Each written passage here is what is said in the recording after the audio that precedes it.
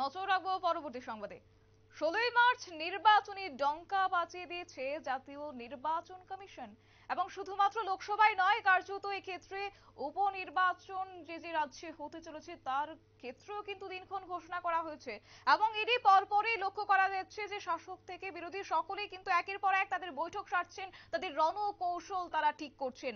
সেই বিষয়কে কেন্দ্র করে কার্যত এই বলা যায় লোকসভা নির্বাচন এবং উপনির্বাচন তাকে কেন্দ্র করে এক প্রকার আজ লক্ষ্য করা গেছে আগরতলা প্রেস ক্লাবে কংগ্রেস, সিপিআইএম এবং সিপিআইএম সহ বেশ কয়েকটি রাজনৈতিক দলের গুরুত্বপূর্ণ বৈঠক লক্ষ্য করা গেছে। এক প্রকার বলা যায় নিজেদের রণকৌশল ঠিক করতেই কার্যত তারা একের পর এক বৈঠক, এবং শুধুমাত্র আজ আগরতলা প্রেস ক্লাবে সিপিআইএমই নয় বা কংগ্রেসই নয়, এক্ষেত্রে বিভিন্ন রাজনৈতিক দলকে আজ দেখা গেছে এই বৈঠকে, এবং এই বৈঠকে কেন্দ্র করে কি উঠে আসছে শুনবো। এই ইন্ডিয়া ব্লকের ত্রিপুরা চ্যাপ্টারের state level election campaign committee যে এটা গঠিত হওয়ার পর গত 20 তারিখে আজকে তার প্রথম সভা হলো। এখানে আমরা আমাদের প্রচারের কৌশল এবং কর্মসূচি কি হবে সেগুলো আমরা আলোচনা করেছি। প্রথমত হলো আগামী 27শে মার্চ এই এক পশ্চিম ত্রিপুরা কেন্দ্রের আমাদের প্রার্থী আশিস কুমার সাহা তিনি মনোনয়নপত্র জমা দেবেন।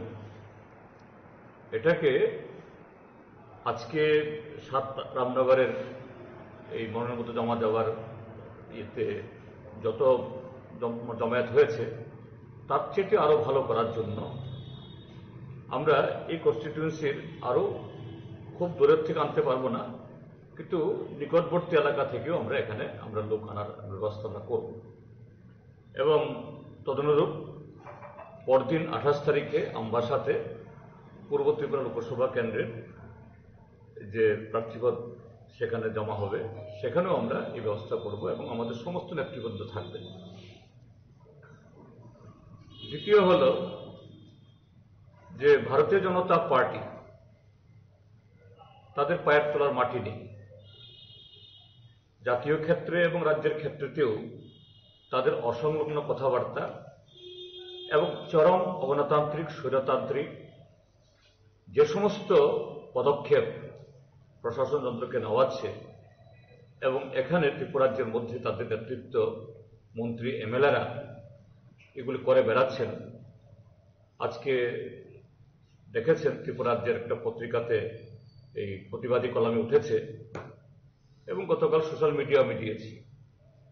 উদয়পুরে মাতাবাড়িতে আপনারা শুনলেন সিপিএম এর রাজ্য সম্পাদক জিতেন চৌধুরীর বক্তব্য। কার্যত আজ সাংবাদিক সম্মেলনে বলা যায় তাদের রণকৌশল নিয়ে তারা আলোচনা করেছেন। একইভাবে তারা বলছেন যে আগামী 27শে মার্চ ইন্ডিয়া জোটের যিনি প্রার্থী রয়েছেন আশিস কুমার সাহা, উনি মনোনয়ন পত্র জমা দেবেন এবং একইভাবে আজ এই বৈঠকে কার্যত তিনি বিজেপিদেরকে এক প্রকার বলা যায় যে এক প্রকার খোঁচা দিয়েছেন, এমনটাই কিন্তু লক্ষ্য করা গেছে আজকের এই বৈঠকে। নিয়ে নিচ্ছে ছোট্ট একটি বিজ্ঞাপন বিরতি, সঙ্গে থাকুন।